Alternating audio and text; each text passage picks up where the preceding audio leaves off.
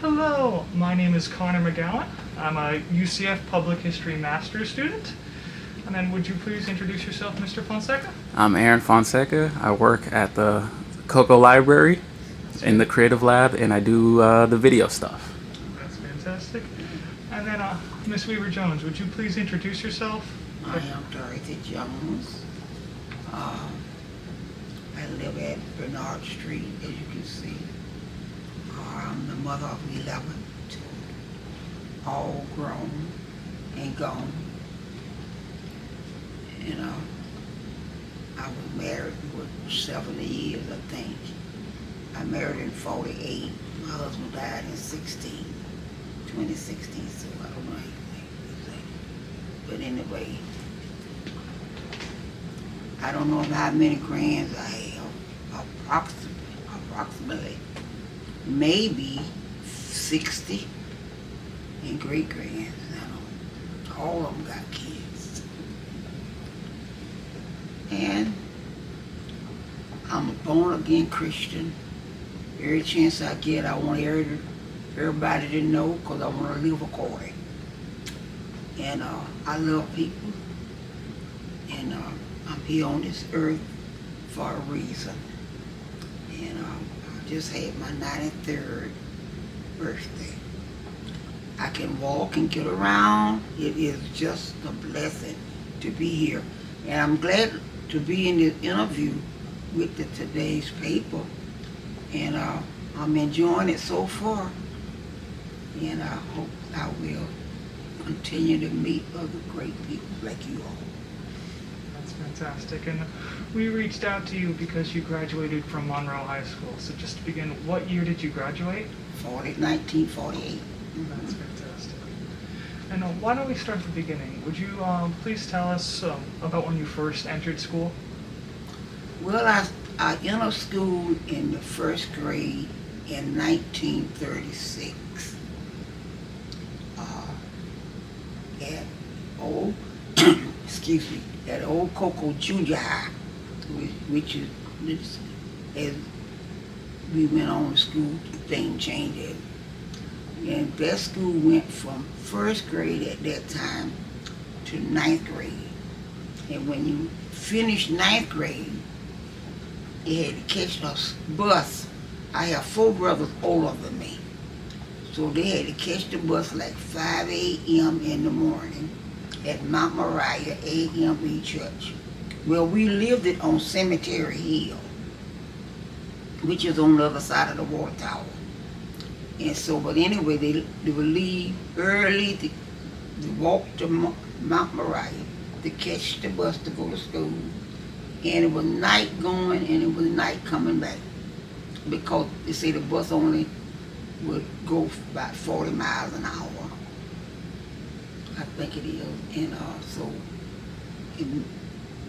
down there is about 22 miles. But anyway, so but when I got to ninth grade in 45, well, that was going to be my last year, but the following year they added the 10th grade, and then I was in the 10th grade. Then it was known 11th grade for the next year, which would have been 46 or somewhere. But anyway, I went to school to Campbell Street High in Daytona Beach. I stayed with my father, Peoples, and also with my pastor. My pastor was here, and I stayed with his family. Then, in 47, 48 year, they added the 11th and the 12th grade here. So I was in 12th grade, and so I came back to school here with the other 5 friends that we had all been coming up through the ranks together. Most of us, it wasn't only 6 of us left, so we 6, we graduated in 1948, the first graduating class of Monroe High School.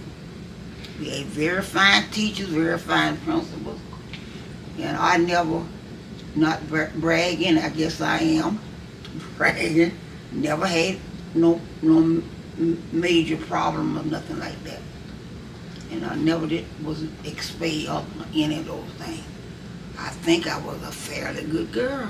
That's fantastic. And when you attended Campbell High, what informed your decision to stay with family in Daytona Beach rather than go down to Melbourne Vocational like your older brothers? Well, the way we lived is like a mile and a half. My mother didn't want me, being a girl, to have to go 5 a.m. in the morning to catch a bus. So it wasn't no choice, unless I was just going through the woods by myself. Because it wasn't too good back there, you know, early in the morning like that. They probably would have, some probably eaten me up. You never know. So it was my mother's decision to not to, you know, she didn't want me to do that. My brother and them always had somebody else with them. You know, I don't think I even had a neighbor at that time to walk with me, because the Sheffields and I, we were close family, friends right there, but it wasn't a Sheffield in my class. So I was the only girl, and was no boy in my class that lived where we lived. We lived off what they call a cemetery hill. And That was just too early, you know. And that would be the neighborhood adjoining the Hilltop Cemetery currently. That neighborhood no, not, yeah, they were adjoining, because the cemetery hill was kind of upward. Do you know where it is? I know where the Hilltop Cemetery is. I was just trying to get a better idea of where the cemetery is. Is that the name of it, Hilltop? The Black Cemetery north of the water tower? Mm-hmm. Only they named the Hilltop. Now, currently it's named Hilltop, but Oh, back in okay. the day it was called Cemetery Hill? Oh, well, that's what we call it, because we lived it up there. I got you. That's very good to know. Uh-huh. And yeah, we used to go all out there plundering, because they had these trees with the fruit on it, what you call those things, like a walnut almost. It wasn't walnut, but we used to go all up there. We knowed everybody. I got you. That's Yeah, because the people on the top of the hill was McGee's and the Smiths and different ones. They lived up, but we lived it down close to the railroad track. And across, I could throw a ball in Cocoa High School yard, Cocoa Elementary, and then you walk across the yard, and they had like a 3-story building over there. But I couldn't go to Cocoa High School. The railroad track came along, and the Nevins Packet House was over here. My father worked there for years, and we stayed like over here. That's fantastic. And then, just to clarify, when you were concerned about like violence as a young girl walking to the bus stop, were you worried about violence in general, or specifically white violence, being a young girl alone? I never worried about white violence. We never had any problem with white. I walked from my school up to this school, which was a good, mile and a half. Never, no one never said nothing approach any kind of way. That's fantastic. I never, my parents got along with everybody. So that what grew up in me and the rest of us. And to this day, I never had problems. I don't expect to have none now. With no one. That's very good to hear. Now, you mentioned you had some very excellent teachers and principals. What sort of subjects were you taught? What was emphasized at the school? Oh, the subject. Reading, writing, arithmetic, spelling, and you know, just junk. Just a solid high school education. And then we had black history. We had the black history, and we learned the songs, and then I remember real well when they bombed Pearl Harbor. I think it was December the 11th, the 7th or the 11th. I don't know which one right now. So, like I said, I had 4 brothers older than me, and all of those boys went to the war. Because my brother Sylvester was in the Marines. My brother Richard was in the Coast Guard. My brother Benjamin was in the Navy. And my brother Herman was in the paratroopers. And my brother Benjamin went to Baltimore, Maryland, I think, and got his training, and they shipped him back to Banana River Naval Air Station, which was right out there.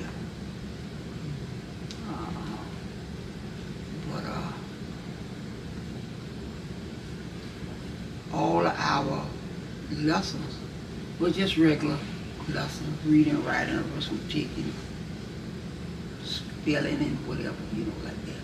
Mm-hmm. That's perfect. Were there any agricultural classes or clubs that offered at Monroe or Cocoa Junior? Now, at Cocoa Junior High, it wasn't on agriculture. It was just regular classes. I guess they had to, as they went on and it got to be a high school, I think we did have some. But I was long gone. I wasn't in there for classes. Of course. You know. But we used to have what they call field day. And you'd be out that day. Sometimes teachers would take us to the Cocoa Beach, to the ocean. None of that out there was out there now, was out there then. Because the house way over like that. And I would go out in that ocean and we would wade. We wouldn't go too far, you know. And I never learned how to swim till this day. And I went out in that ocean. And now I wouldn't even walk on the side of it. Because Patrick wasn't out there at that time. But later years, do you know what the old irons look like? I do not. I'm gonna show you one after a while. Remind me. All right. They were heavy. You know, you put them on the stove or heat and get them, and you could iron. But you had to be careful because you didn't want wrinkles in them, which they call cat faces. So I knew how to iron. My mother taught me how to iron. And without the wrinkles. Later years they bought what you call a gas iron. And it didn't work like the other irons because it had a little tank on the back of it, and you fill that little tank up with gasoline, and then they pump air in there, and you could iron. And I knew how to iron, and Mama taught me how to. Don't put no wrinkles in them. You kept them so you wouldn't have cat faces, as we call it. And I was up on Indian River Drive working.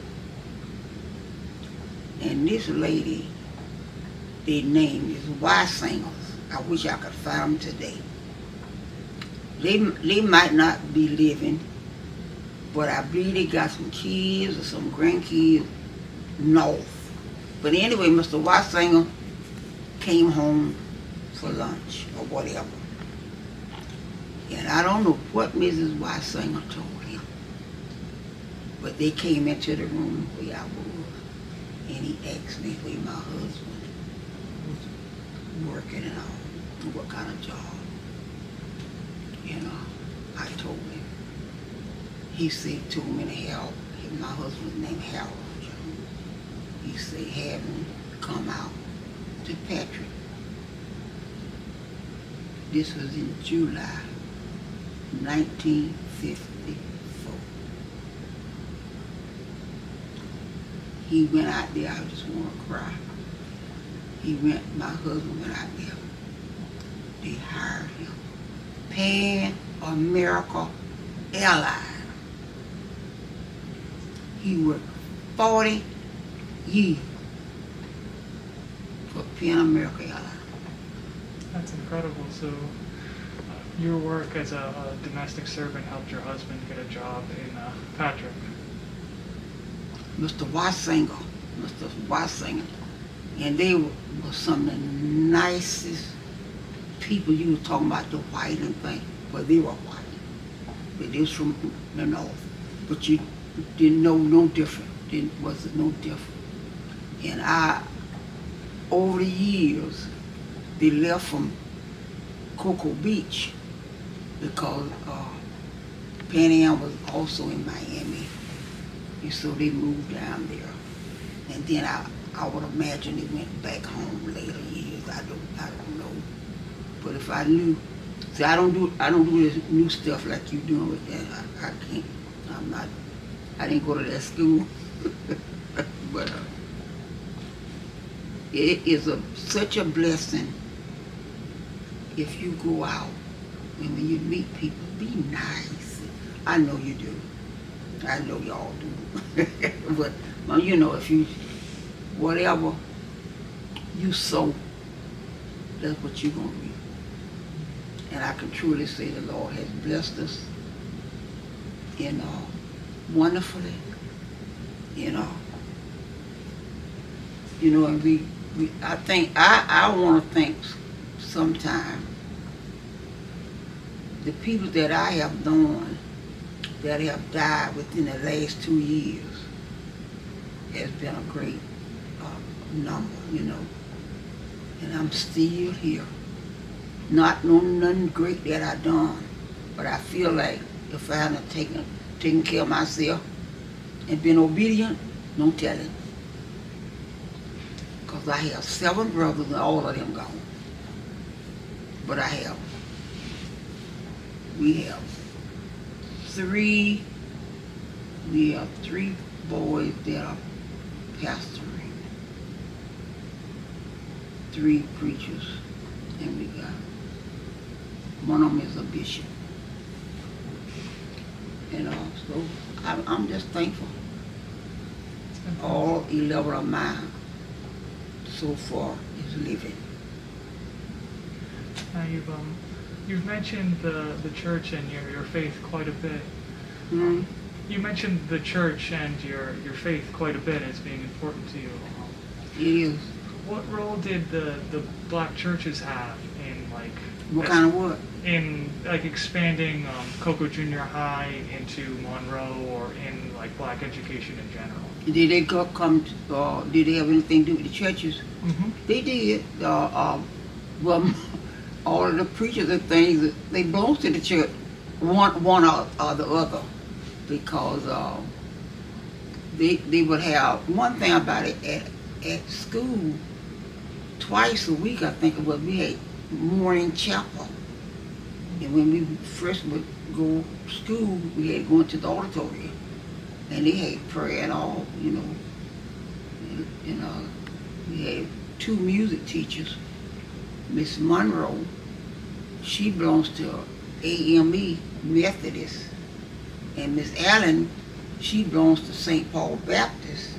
And the 2 of them got along real good. As far as I could see, you know.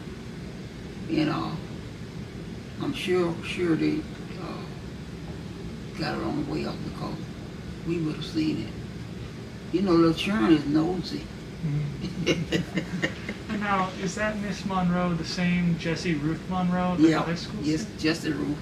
Yeah, she taught me, I think, in second grade. And then later years, she got to be principal. I knew her real well. And then Miss Monroe's husband, Mr. Monroe, he used to be the bus driver that drove my brother and them down to Melbourne to school and back. He worked for the county. You know, then the children from Merritt Island came over, the black kids came over here. I don't know what their grade level was. I didn't have none of them in my class. But they would attend Monroe and Cocoa Jr. Mm-hmm. Yeah, they will. But we had a bus driver before that now also, but when we was elementary, that they kids had to ride.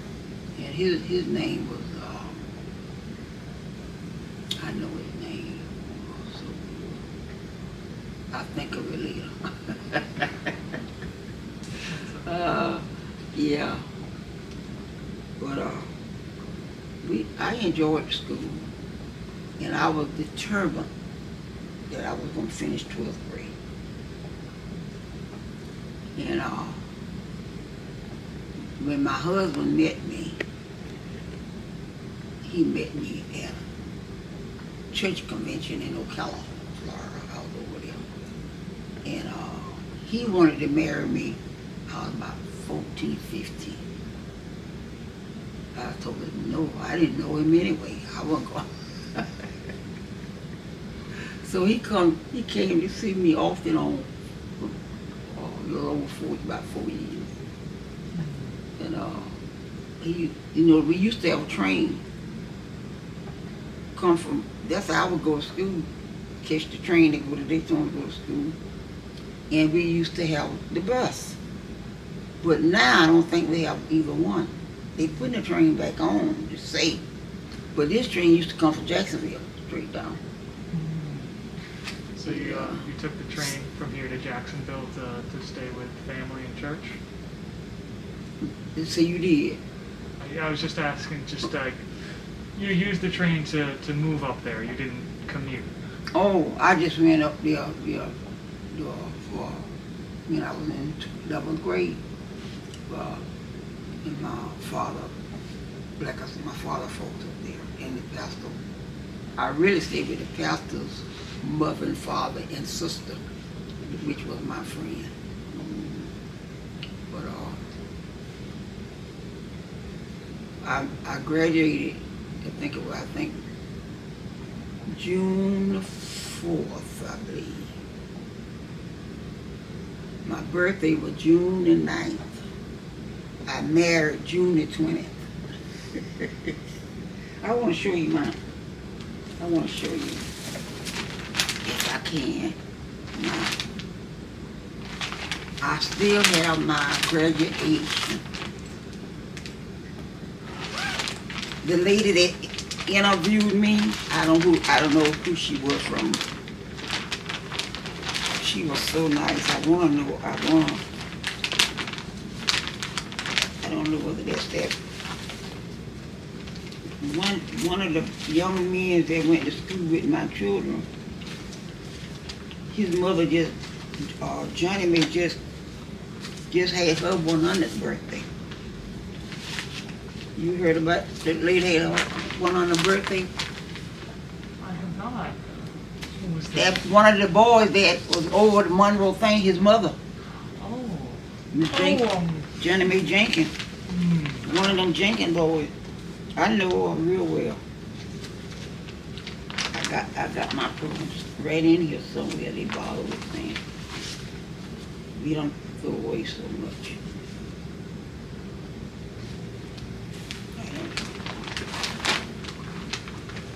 Did all of your children go to Monroe High School? Mm-hmm. I think all of them.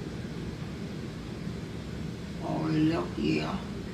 Well, we didn't have no other school to go to really, so they must, yeah. They went there. Well, to start with, they went to elementary. Because I know Jeffrey went out here to Poinsett, right? That's not what that astronaut was named. They changed it to McNair Middle School. McNair. Jeffrey done started out there. Then one time Jeffrey went to Anderson Elementary when he from out there. And then the rest of them, they went to different ones, but they might not have went there. Do you remember what year they went to Anderson? 90. No. That's okay. If I told you his age, would that help? That would be lovely, actually. Did you go to Anderson? No, I moved from New Jersey, so I went out to elementary school there, and then I went to Jefferson Middle School. Jefferson married out. When I came. Because I worked at Anderson. My niece went to Anderson. She's at Rockledge High School right now. Yeah, I worked at Anderson, and I worked at Poinsett. I left Poinsett in the minority. So I was just assistant aide out there. Then I went under Mr. Rolfe, Bob Rolfe, real nice. I was thinking about him the other day. And I got some very dear friends, very dear friends. My daughter worked down Vieira in that big old nice, beautiful, it looked like a motel, looked like a hotel. And millionaires down there. So this young lady asked Andre, do you know Dorothy Jones? And Andre said, yeah, that's my mama. So we was reunited. Yeah, Nancy Swicker. Yeah, I was so glad. And she was here a couple of weeks ago to see me. I wanted to show you my program, but it done got mixed up. It's here. That's right. We can take some time after this to really look through it and make sure we find it. Do you remember when you worked at Poinsett Elementary and Anderson? I worked at Anderson. Let me see. I retired. I retired in '92. I stopped working at Anderson, I think, in '92. Then I recruited two other ladies, and we drove to Orlando Votech and took CNA. So I worked at Anderson Muscles in the '90s, and you know I had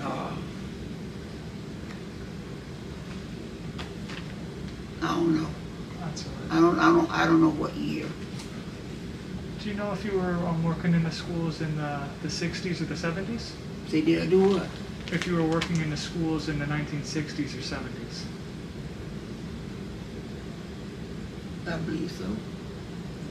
Because that would be right when integration was happening in Cocoa and Rockledge. So I was wondering what your experiences of integration was working as a school employee. I really don't think I know about the integration in it, but I never went through that really, because I never had none of them really just say really nobody really just mistreat me, and if they would have been prejudiced, that would have fell in. Now I've had some disagreement, and some of them. Some adults, not some of the teachers have tried, because I got one told because I was like that. But you don't remember any particular organizing or resistance during that period? No organizing. I don't. But you see, I was kind of big mouthed. People couldn't treat me all kind of way, anyway. I didn't let them. No, I speak out because with this particular day, with this teacher, we had a room that we would run our papers and work off, but it was Mr. Pickles' office. But we could go in there, but it wasn't private to nobody but Mr. Pickles, as far as I was concerned. And I was in there. So this lady came in, this teacher, and see, I wasn't a teacher, I was a aide. So she made a phone call, and I really don't know what she said and wasn't trying to hear or nothing. But when she finished, she turned around and she said, "This is bad. Nobody can make a private phone call without people eavesdropping in it, blah, blah, blah, blah." So nobody was in there but me. And I was in there when she walked in. So I said, well, I wonder who she talking to. So I said, well, she got to be talking to me because nobody else in there but me. So what she did, she went to the teacher's lounge. And I had got angry. And I went to the teacher's lounge. The teachers don't even know what happened.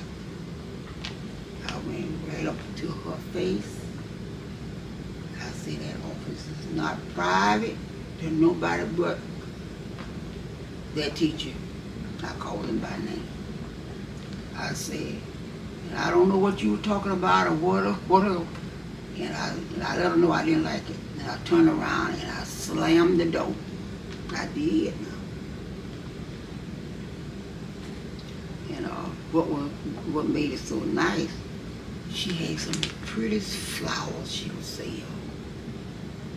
And you could pick them up and pay her later. She didn't know who got them or what, but you people were honest to do. And I love flowers. And so I would still buy a flower. And I wouldn't leave my money up there. I would take it to her. One year, she begged me for it. Surely did.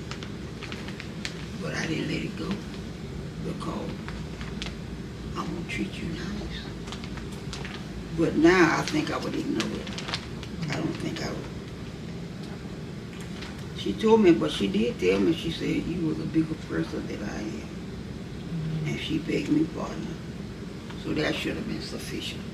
That is sufficient. Well, I'm glad she came around. Yeah. And then I'm actually not familiar. Like, what does an aide do? I've not heard that in the schools. What could what? What does an aide do? Like a teacher's aide? Yeah, we would take the sometimes one-on-one and help them with their lessons or different things like that. Yeah, we take them out. If it was time to go to recess or fill in a lot of space for the teacher. Because sometimes they have to have two or three different groups, and then you help with the group. And then did many women like Monroe graduates or other high school graduates become aides, or was it like a good mix of men and women? A lot of Monroe graduate went on to college. And see, I had opportunity to go. My brother was going to send me to Daytona Cook. But I said, no, I'm going to marry. He said, Sylvester said, you can marry when you can't do nothing else. But see, because he went to A&M. No, he went to Florida Normal. He went to Florida Normal. You see it? Yeah, I very much want to take a look at this, and we'll 1948. we'll get full photographs of this when we stop recording. This is. Oh, you. If you're okay with that, this is incredible. I'm very happy to be able to see this. You know what? I didn't know I had the thing, but it was a plenty of them, But anyway, you know, they come to interview me. I let them have all they wanted that I had. And then, how did getting married preclude you from going to Bethune-Cookman? Oh, I got married and refused Bethune-Cookman.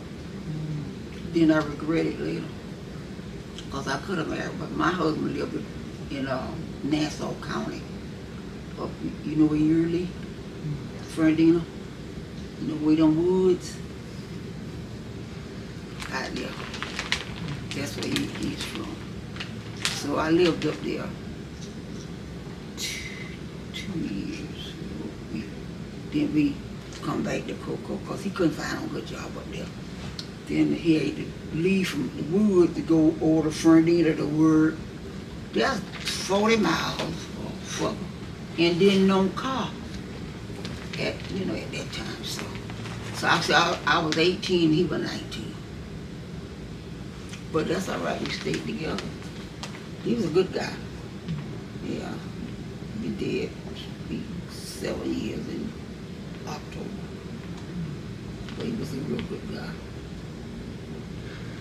We've talked a little bit about women's experiences. Your mother taught you to iron and like teaching aids, but Yeah, Mama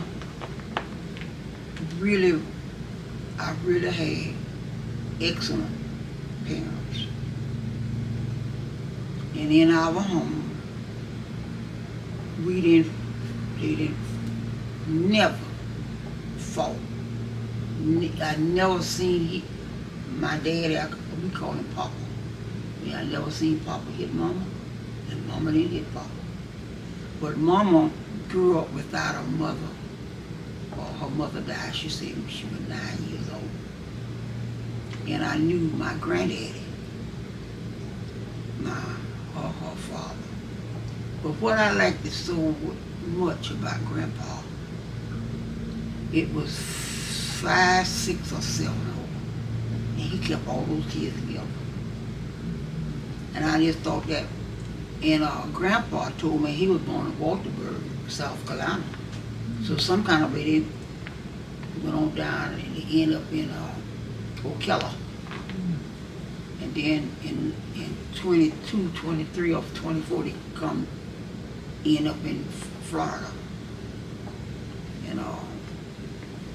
But my mama married when she was 16. Because she was born in 1904. And she married in 1920. And then she had a little girl that was named Naomi. You finna go? Everything's done. I know. I see that. You enjoy your time, okay? Okay, I wanted you to do something, but I don't know what it is. Well, call me when they leave, and if I'm still in Cocoa, I'm not gonna have you ask you to come bring back. No, that's too I'm much. just going around the corner. Still call me, okay? You see what I got on? What you told You me? look beautiful. I guess we did that good, huh? Well, I was gonna take it off, but I couldn't find it. No, you look beautiful. I do. Yes, ma'am. You look great. Okay. And you don't blend into your chair because of that blanket behind you. Okay, dog. All right, you enjoy. Okay. Y'all have a good day. Thank you. You're welcome. Tell my boy hello. I will. how old was your father when he married your mother?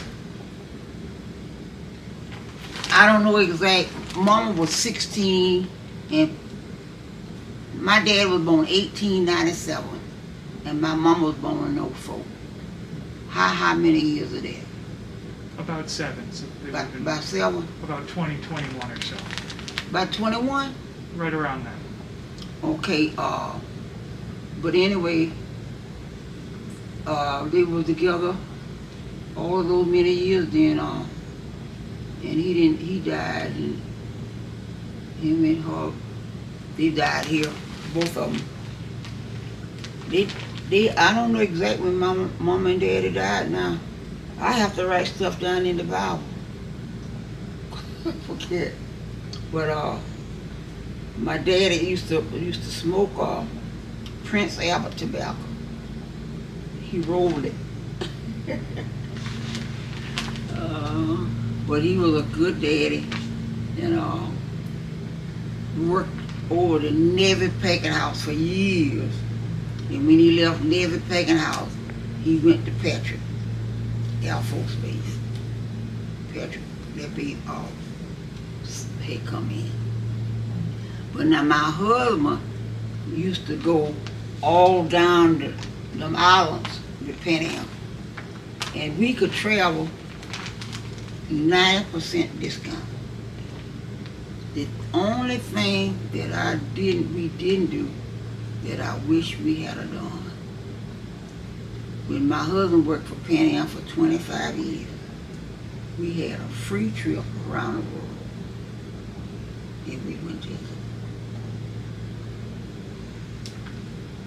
But we did take advantage of flying. And I used to be just like my mama.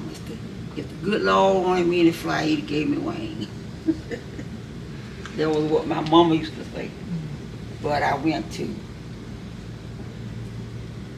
we went to Harry and I, we went to London. We went to Amsterdam, Holland. I went to Nassau about 3 times. I went to Montego Bay, Jamaica. And the kids flew. You mentioned that your husband worked at Pan Am. What did he do at Pan American? I don't know what all he did out there, but they really liked him. That's it. Because they were inviting him out there to, but I do know he used to carry the payroll. So I don't know what you call that classification, what he was classified. But he was bonded as high as you could be bonded. And he never made a mistake. Do you remember when your family came to settle in Cocoa? So do I remember when they come? Yeah, they come to the Cocoa area after They came in Cocoa in the 20s. For a while. I was born here in Cocoa. They had a little girl, her name was Naomi. In 2022, I think, or 21, she died. Then Sylvester was born. And Richard, I think, was born in 24. And Benjamin, I think, was born in 26. Herman was born in 28. I was born in 30. And Willie was born in 32. And somebody was born in 34. I don't know who was born in 34. Might have been, Willie was born in 30. Leonard was born in 34. Now that's the brother's dead now. He was the bishop. If you're ever in Melbourne on Leonard Weaver's Boulevard, you ever been there? Have you really? I haven't been. You mentioned that one of your sons was a pastor. My son is there. My son Lawrence has my brother's church. Yeah. Yeah, my son there now. I know I have the church written down there somewhere. Yeah, if you get a chance, go by there. He would be so glad to meet you. That would be fantastic. Yeah, he's in and out. They come up here almost, I'm gonna say every week, but sometimes even maybe more. But he's down there. He would love to have you to come. It's a 2-story building church. To circle back to Monroe, were there any classes at Monroe that were specifically for women, or any clubs that were like only for women or predominantly for them? No, I don't think so. Not at that time. It's been so long ago till all of this one available, you know. So there wasn't any like home ec courses or anything of that kind of sort? About what that? Like home ec courses? Africa. No, like home economics. Oh, we had home economics in some of the classes, yeah. learning how to cook and do little things, yeah, little bit. Not a whole lot, because that school really wasn't equipped with a kitchen. Not a big, they had a little kitchen where they served our lunches, but they weren't equipped to do that. But you know what they used to have at that school that wasn't books or but they used to have. You ever heard of planting the flagpole? They used to plant the pole. I've not heard of that. What is that? You ever heard of that? No, I've not. Oh, you haven't? Well, when we was in elementary, they used to have a fun day or something, because a couple of schools would come, might have been from Maryland, would come over here. And they had a big pole, and then they had these, wasn't nothing but this paper, but they had them in a long string, and then one would go over, and the other would come under, and they'd plait that pole. That when I was a girl. I don't know. I would like to know what happened to that, but I guess they probably took some of the older people to teach it. I don't know. Was that a one-time event, or was that like a yearly celebration? This was a celebration that they used to do every year. That was so often, I guess on holidays or something. And other schools would come in. But then, I guess I'm the oldest one around, so none of the rest of them don't know nothing about it. Because I don't think none of the older teachers is living now. I don't know of none. Miss Monroe and Miss Fold, and even some of the younger teachers, like with my brothers and them, Dave Johnson them, they came back and they was principals and teachers.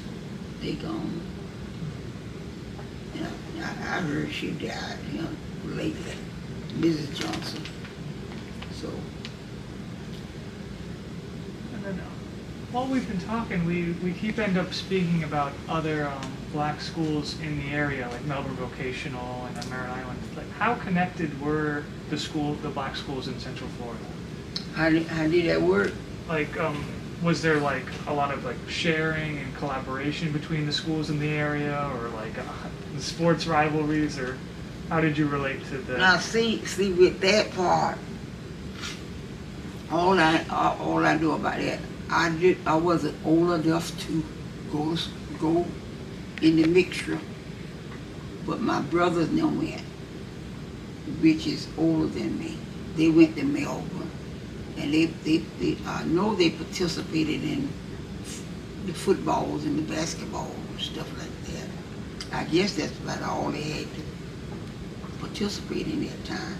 But that's how they learned about, well, some of those people in the other part of the county. But the county furnished the bus. That's why they had to walk so far to the church down on the corner. You know where Mount Moriah? Mm-hmm. Okay. Then the church on that end went. Then they would come up here, I think, up here, and the kids over this way. The Shepherds, Ruth Shepherd them lived over here. Willie Lee Jones, which they had an older sister, Barbara Jenkins. She was a Jones.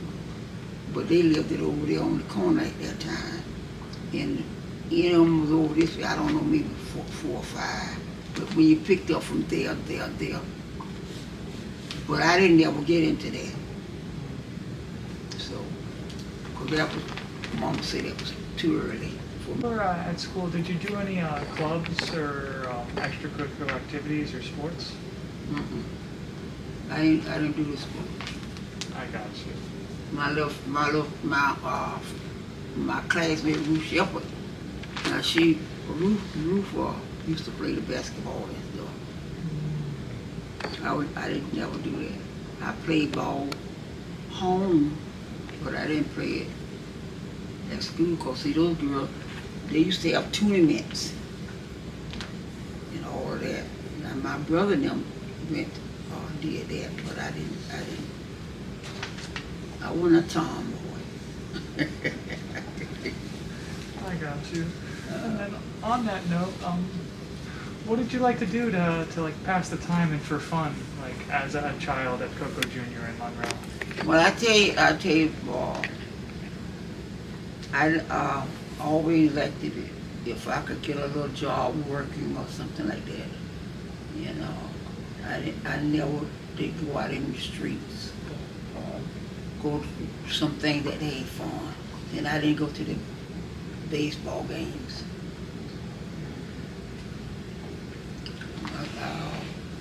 I always was a church girl.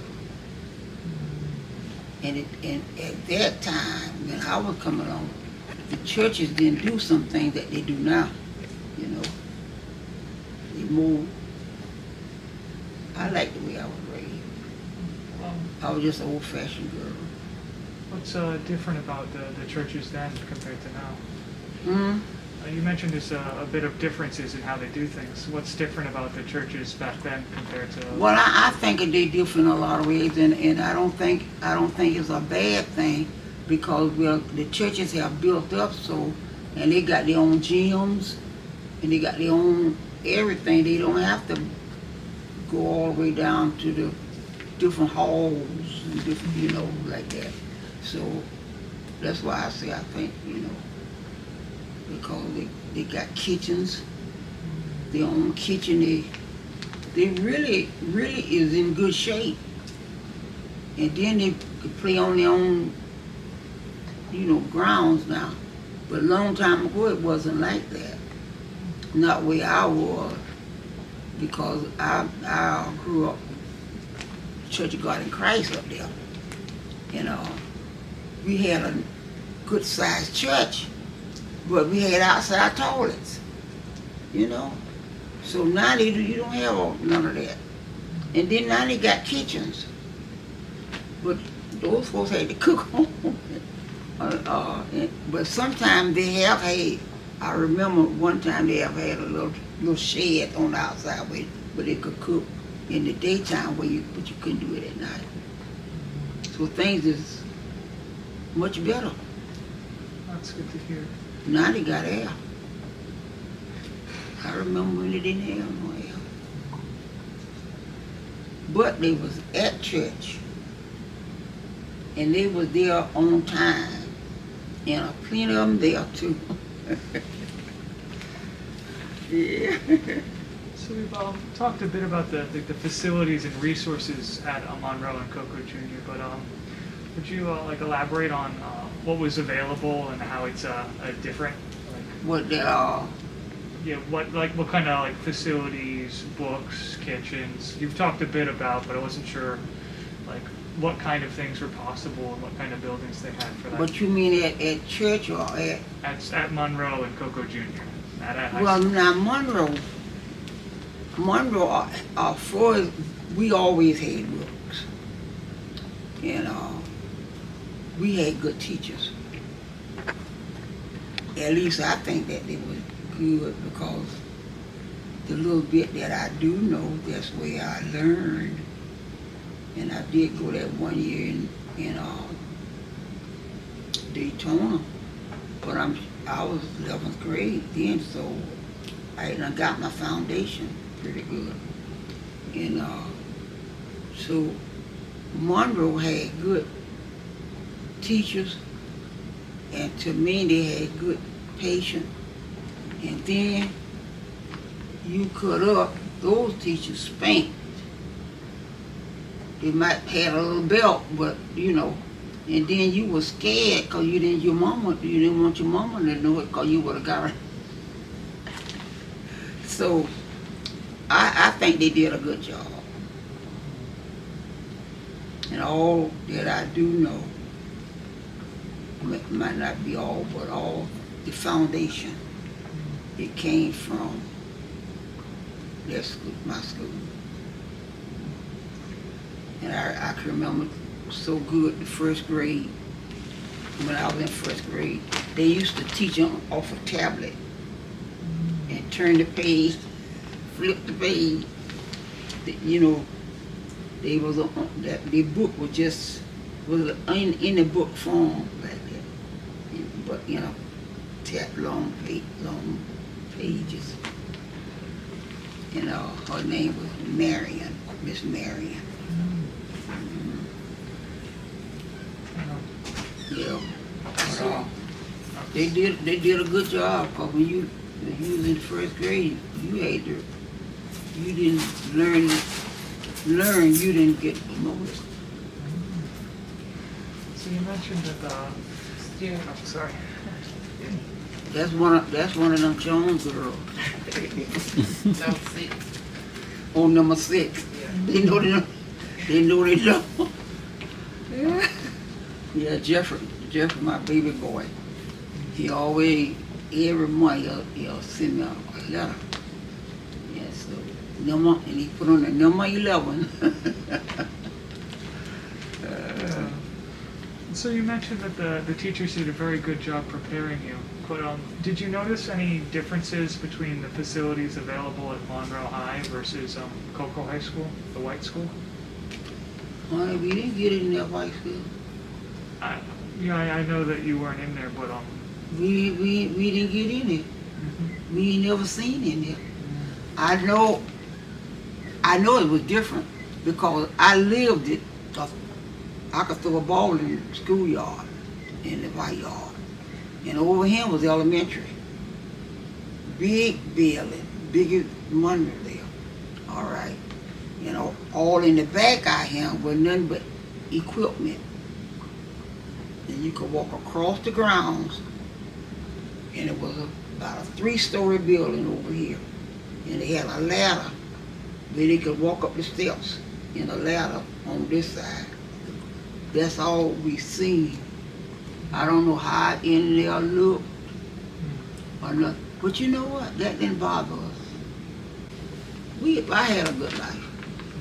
And I've never had no problem.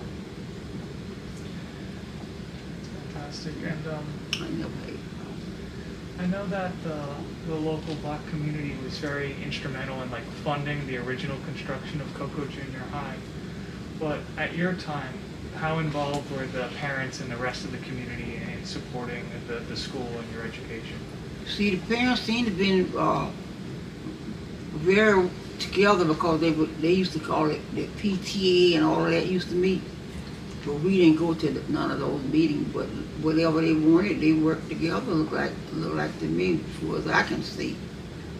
You know, but because at that time, like my mama and Miss Ella Sheffield and the one that we stayed kind of close together.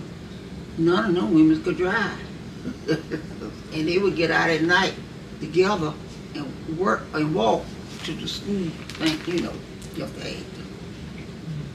You know, I also remember, like, over here we would cross the pond, because we lived way over on the other side of the railroad. In fact, we lived in between the 2 railroads. You know, Mom and them, if Miss Williams got sick, they would get together in the afternoon and come over Miss Williams' house and sit up there all night and let the family go to bed. And 5 o'clock in the morning, they'll come back home. That's what they used to do. And they used to go and sit sometime till the person died. But then as time came along, I think all that's gone. Well, you don't have to live like that now, you know. They would let the family rest at night sometime. Because I know my mama used to, with the McGee's, my mama used to iron the men's coats, the newspaper, put that brown paper over and press it. And then they used to put hard on the men coats. And the lady used to wear a veil. It was up. You don't see none of that now. Just to clarify, those are the McGees, not like the McGills, like Rosemary McGill.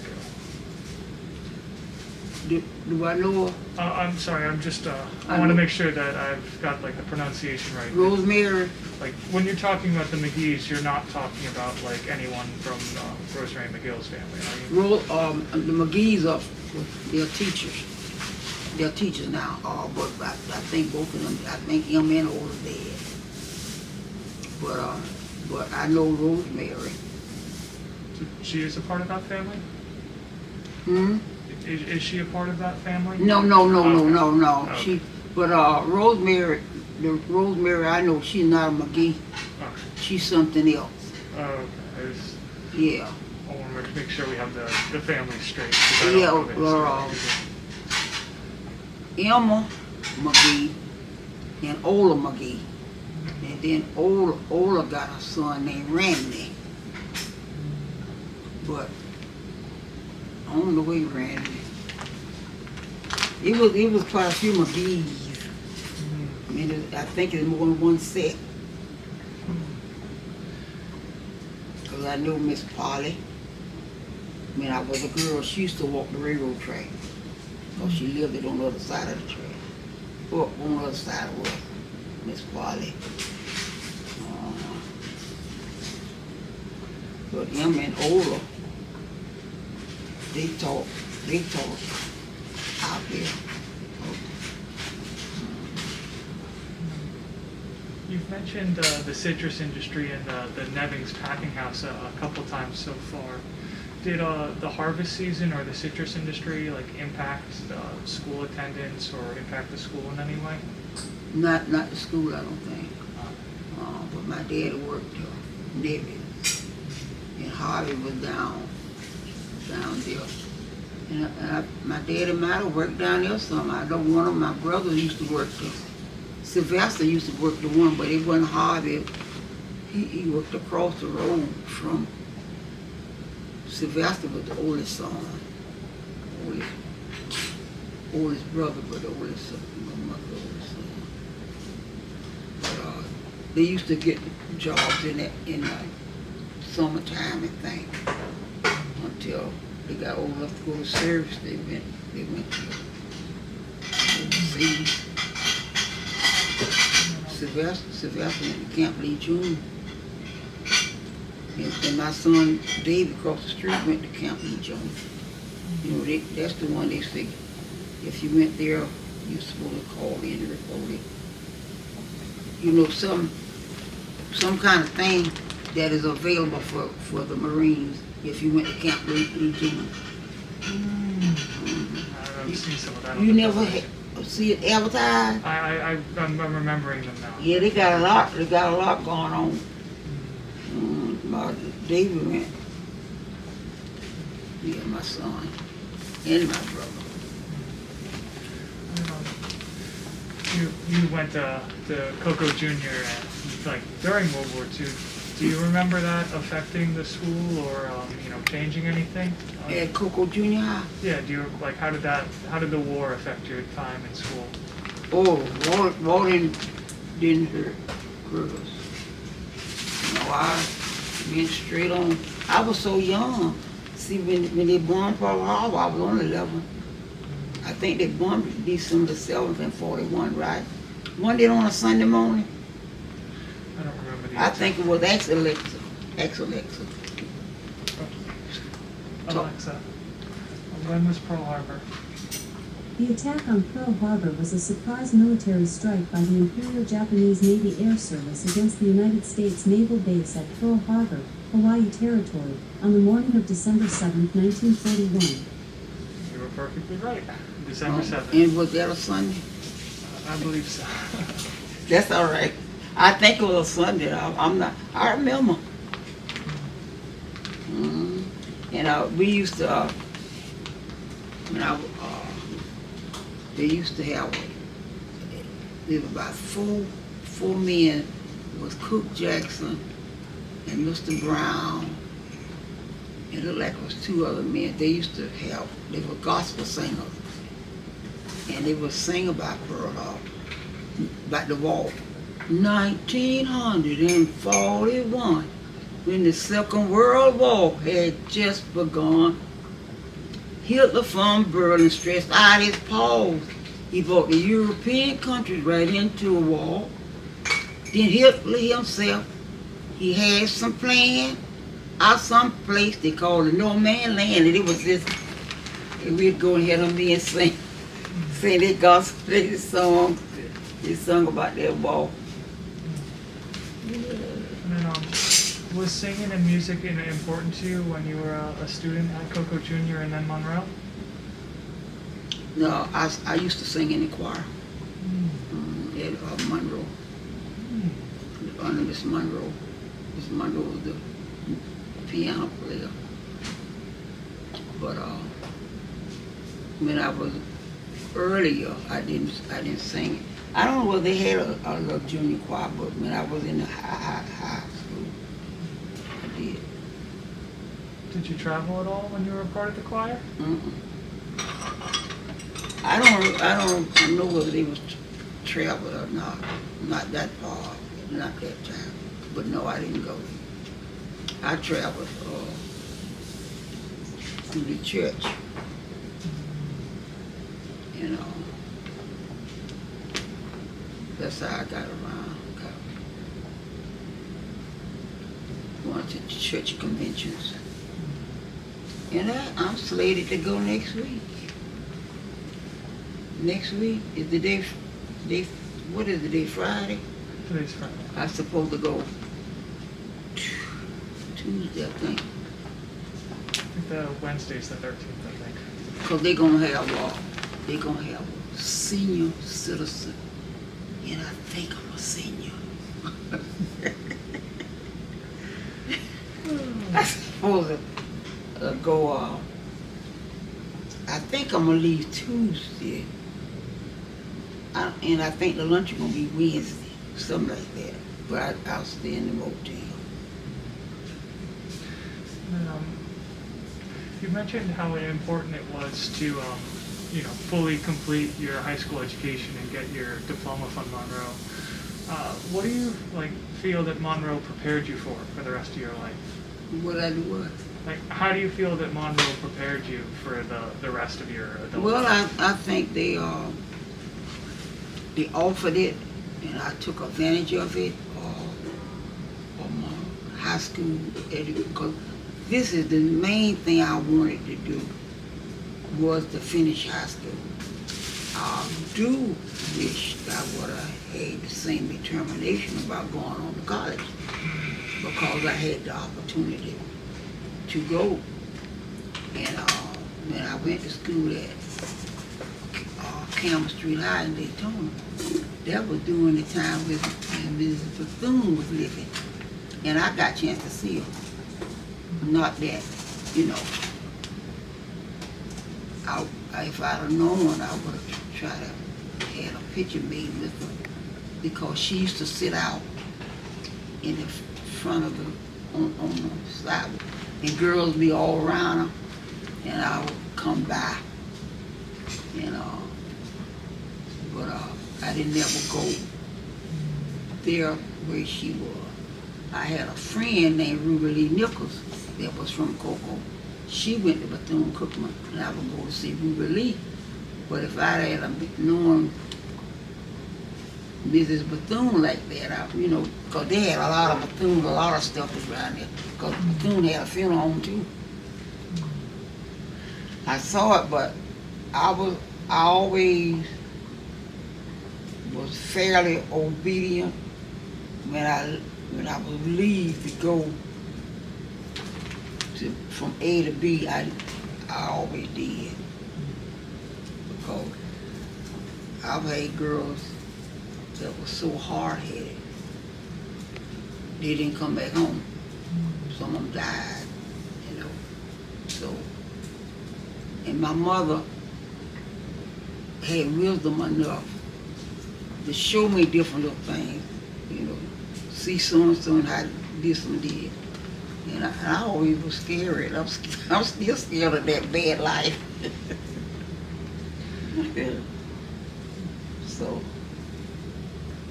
but I think being there under those teachers, I didn't find no fault with them. They were good teachers. And then when the grade level, you going to Daytona, I still made my grade, you know, and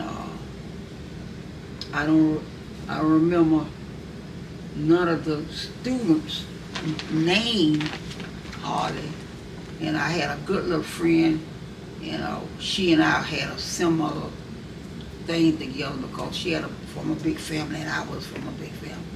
And that girl was from up there somewhere in Georgia. I don't even know her name or anything. But, so I don't even know how to even look for her. But I remember one of my teachers, and it looked like to me, and I didn't say that the other night, looked like to me, after Campbell Street got burned.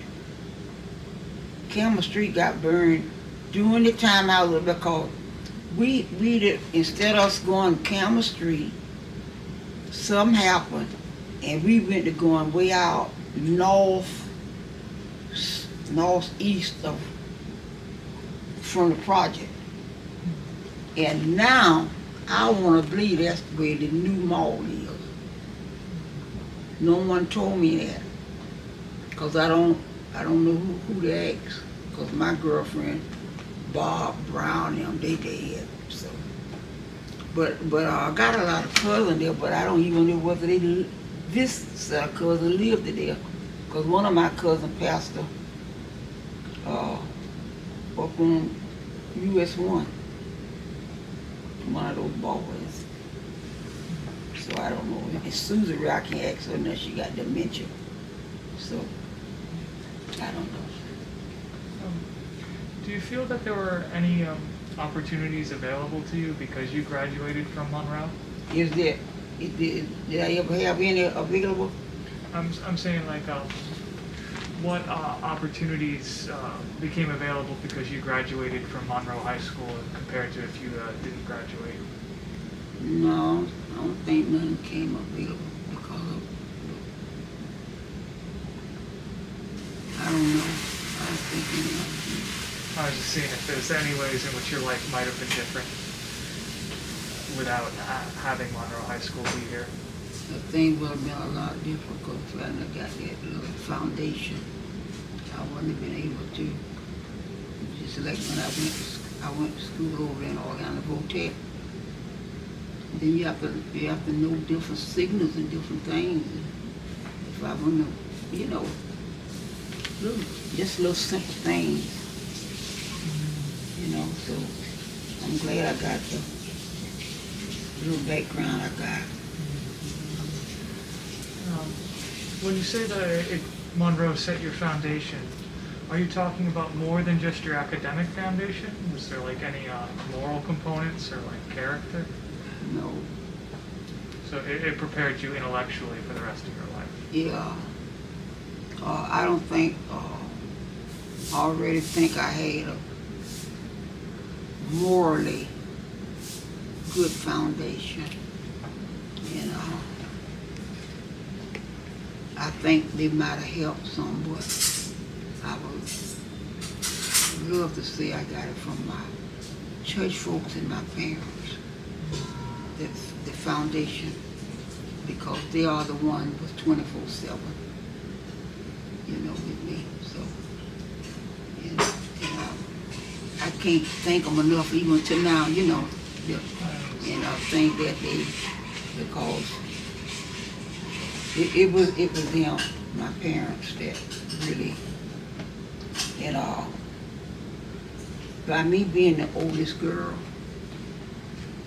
my mama took a lot of time with me because there she had 4 boys, and then I came. You know, when Peggy was born, my sister Peggy was born, I was in 12th grade. Peggy was born in May of 47, and I think she was born in May. I have to get my little facts together. But anyway, I married in 48, 4 years old. So,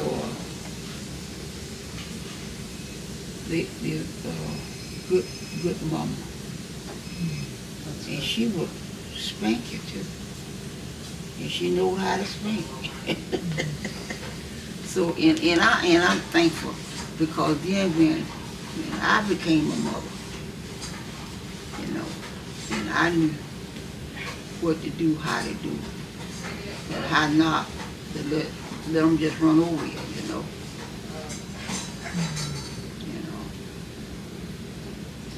And then I learned, even I had help in the church, because the bishop, Aaron Matthews, they used to come down. They was from Laha, and they used to come over, different things that they were saying. And they always called me Doc, and I'm thankful for them. Thankful for them. And guess what? Never been to jail. Never been up there down here. I don't have the police running in my house saying they looking for Dorothy Jones. If there is, it's another one. So, yeah, I'm thankful. I'm thankful for my foundation, you know, and I'm not ashamed. I'm not ashamed of it. And then I heard about this Jesus man. You heard about him? From a young girl, and I accepted him as my personal savior. You know, I would have never thought I would have lived to be 93, but I am so glad, you know. This is going back to actually something we said in the very beginning of this conversation. You mentioned that at Cocoa Junior and Monroe they taught Black history, and that's been under attack in a lot of Florida schools lately. So I was curious what kind of history they taught and what impact learning that had on you as a student. Yeah, well, we always knew about, but you see, when I was coming on, like this man, what is his name? Had never been killed. What is his name? Harry and Harriet T. Moore? Well, Harriet T. Moore was killed when I was in high school. I remember that really good. And they like to scare Miss Ford. Naomi Ford like to scare Miss Ford to death because she was so afraid. I guess they were going, because her husband was something in the NAACP too. And could you remember when they used to, when the war started? You too young for that, aren't you?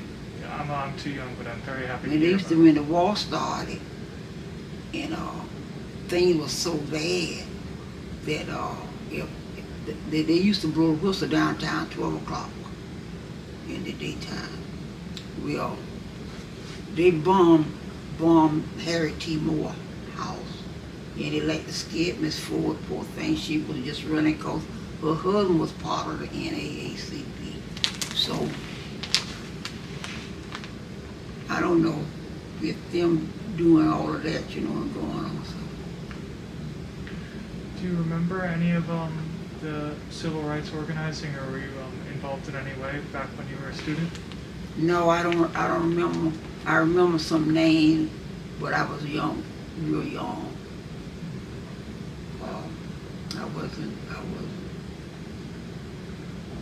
I wasn't no participant, nothing like that, because I was too young.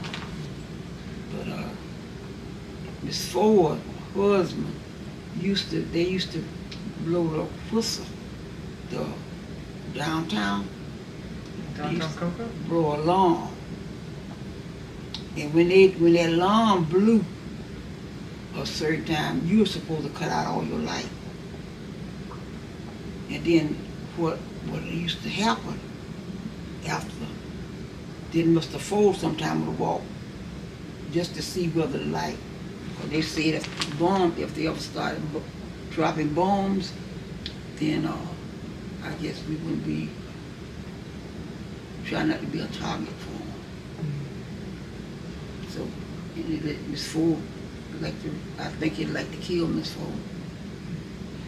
And when you say you were making sure they couldn't see the lights, is this bombs from Klan attacks, or is this like World War II bombs? Like bombing, like a plane come over. Mm. I guess if they could see a light, they could drop a bomb. Mm. If that is so happen. And I guess because we're so close to the water, you just never will know, you know. So, but I can remember we would cut them lights out.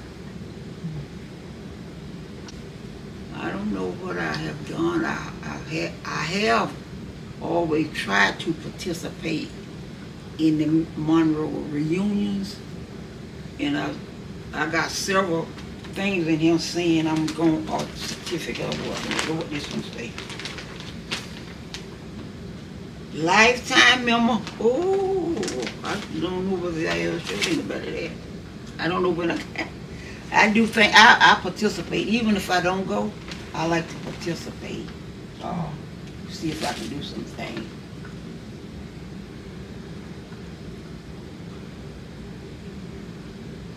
This is the new one here. So that's that's all I, you know, I try to help with it because Help with the Monroe Alumni Association. yeah, I'll help. You know, I didn't do nothing on this reunion. I really didn't know it was being as active as it was until later, but I did, you know, pay some. And I see they got something else because my sister Peggy is in it.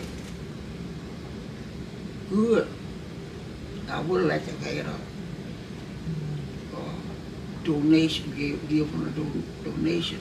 But I also have a picture of the 6 of us. Lost the picture, unless it's down in here. I know it may be that picture or a copy of it, but it's in the Emma Jewel display. They have all 6 of you in the graduating class. Okay.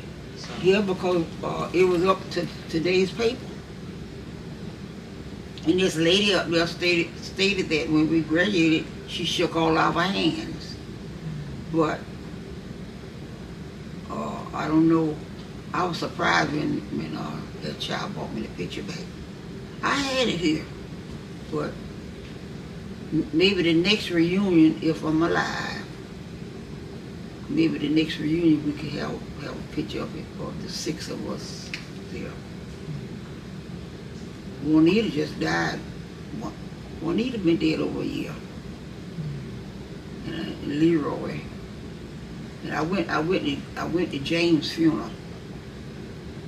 And Walter would send me a Christmas card every year. And when the Christmas card stopped, and I knew he must have gone. And Ruth died in California. Because she married a guy from the service. So, Crumpton, California. But I don't mind helping support, you know. And the little lady that come, I call her a little lady. She was so nice. I don't know if she this young man mama or just had the 100th birthday or what. But maybe I don't get around like I used to. But I got kids. My Reginald know him. Do you know Reginald? No, I don't. You don't know Reginald? You live around here? Yep, down Fisk. But I just moved here from Palm Bay not too long ago. Palm Bay. So over by Melbourne. I know. Yeah. That's why I was surprised you don't know Reginald, even if you lived in Palm Bay. That's an aggravating young man. But you know what? He is the one of my kid got stabbed in the heart.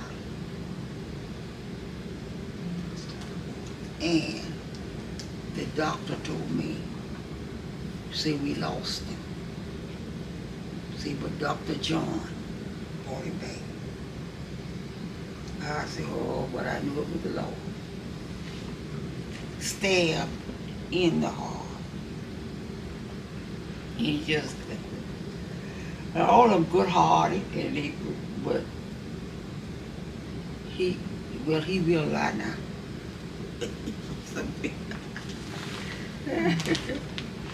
Boy, if he heard me say that. I just did want to ask why do you feel that preserving the legacy of Monroe and telling this story is important? Like, why did you want to agree to this? And Well, I think it's a good thing because my grandkids, but the ones that's not here will never know if we don't leave some kind of history. And I think just like we know about a lot of other history, about George Washington, about Lincoln, about the different ones back, And if it's just like a family thing.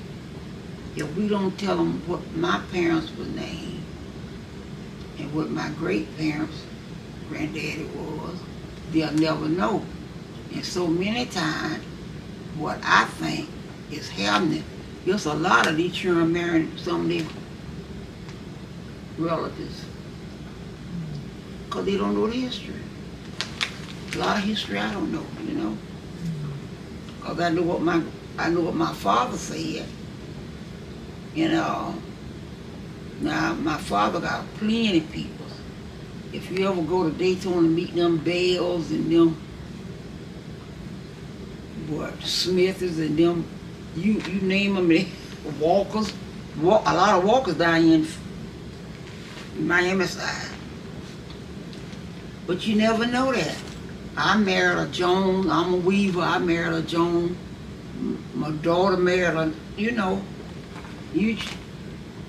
so if you do your foundation of your school, then they'll have something they can talk about and, walk with and, check out. And see, did you go to Monroe? Oh, you went to Monroe? No. I'm just saying that's where they'll do, You might be in New York. And there's somebody up there, but if you just hear the name Monroe High School, oh, ring a bell. I don't know. It's just nice. I mean, it's important. It's important to hear why everyone wants to preserve. Mm-hmm. And then, is there anything else that you want people to know, or you want people to take with them into the future about Monroe or about your time there? No, I guess not. They're doing so well this past few months, with that. I think the programs and all of that and the shirts and they went way out. It was really nice. Nice books. I'm gonna keep mine.